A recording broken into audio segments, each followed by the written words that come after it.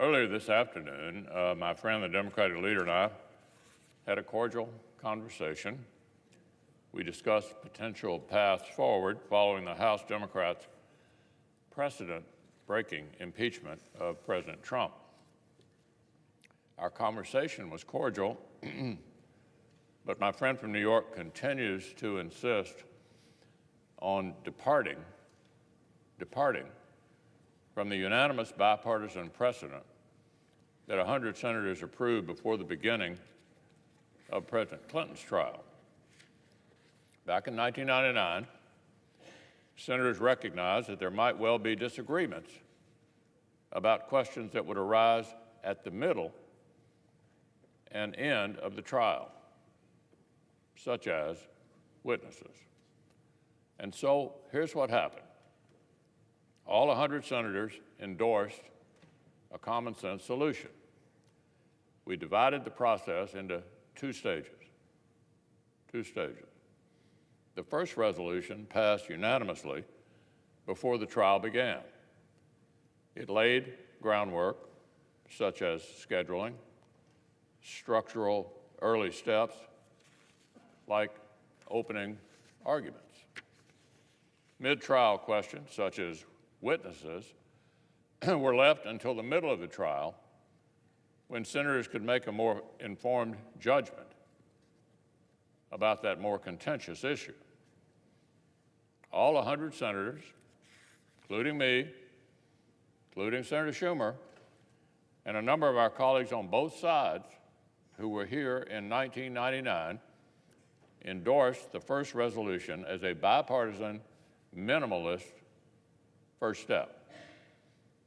As of today, however, we remain at an impasse because my friend, the Democratic leader, continues to demand a new and different set of rules for President Trump.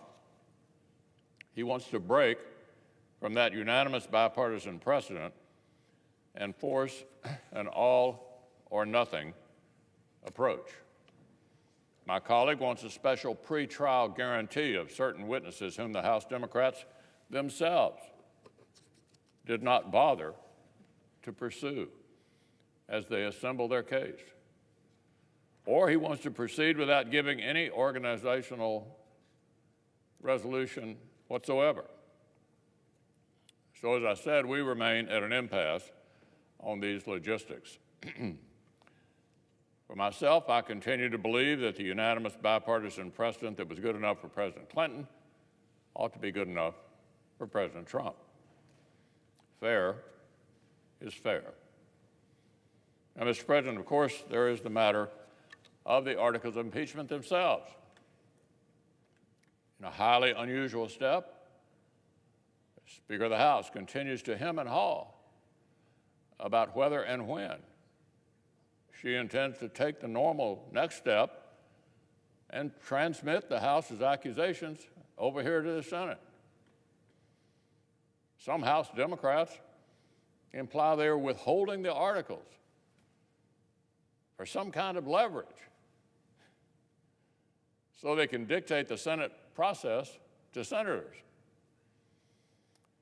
I admit, I'm not sure what leverage there is in refraining from sending us something we do not want. But alas, if they can figure that out, they can explain it. Meanwhile, other House Democrats seem to be suggesting they'd prefer never to transmit the articles. Fine with me. And the Speaker of the House herself has been unclear on this. Her message has been somewhat muddled. So here's where we are, Mr. President. We have the curious situation where following House Democrats' rush to impeachment, following weeks of pronouncements about the urgency of the situation, urgent situation, the prosecutors appear to have developed cold feet.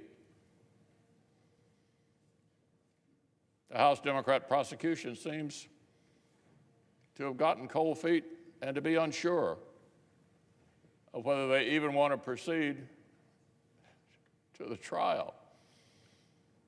Like I said, a very unusual spectacle. And in my view, certainly not one that reflects well on the House. So we'll see. We'll see whether House Democrats ever want to work up the courage to actually take their accusations to trial. Well, let me close with this, Mr. President. I'm proud that the Senate came together today to confirm more well-qualified nominees and to pass major legislation for the American people. I wish all of my colleagues a Merry Christmas, Happy Holidays, a joyous New Year.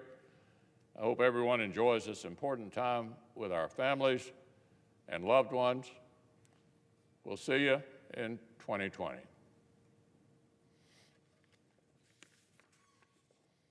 Now, Mr. President, finally, for the information of all of our colleagues, the Senate will convene on Friday, January the 3rd, to kick off the second session of the 116th Congress.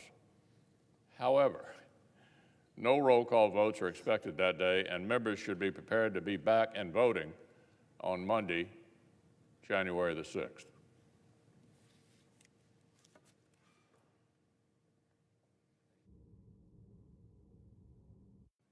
I suggest that was a quorum. The clerk will call the roll.